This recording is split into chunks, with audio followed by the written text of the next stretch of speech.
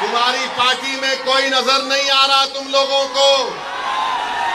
नहीं, खाली ओवैसी को गाली दो, फारूक शाह को गाली दो, जितना गाली देना है गाली दो, मगर धूलिया की जनता ने देख लिया कि फारूक शाह ने जो काम किया वो काम धूलिया की तारीख में कोई विधायक, कोई आमदार नहीं किया था, सबका काम किया। बीजेपी आकर बोलेगी, मोदी जी बोलते हैं सबका साथ, सबका विकास, मगर आप बताइए, मैं पूछना चाहता हूं, यहां के मुख्यमंत्री शिंदे से,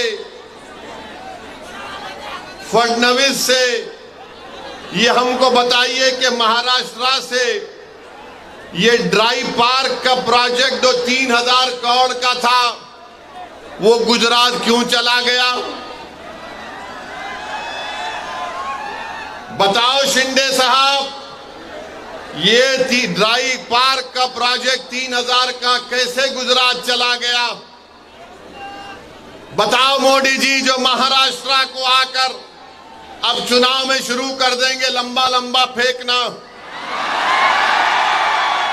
ये टाटा एयरबस का प्रोजेक्ट 22,000 करोड़ का वो महाराष्ट्र से चला गया। वेदांता फॉक्सकॉन का प्रोजेक्ट 1,50,000 करोड़ का महाराष्ट्र से चला गया। ये मेडिकल डेवलपमेंट पार्क जो 424 करोड़ का था वो महाराष्ट्र से चला गया। आखिर हो क्या रहा है महाराष्ट्र में?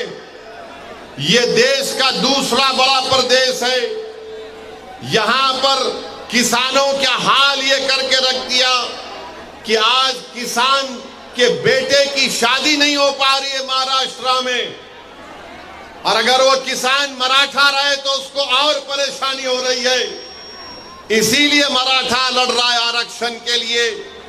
बताओ आखिर बीजेपी ने क्या दिया है महाराष्ट्र के लिए?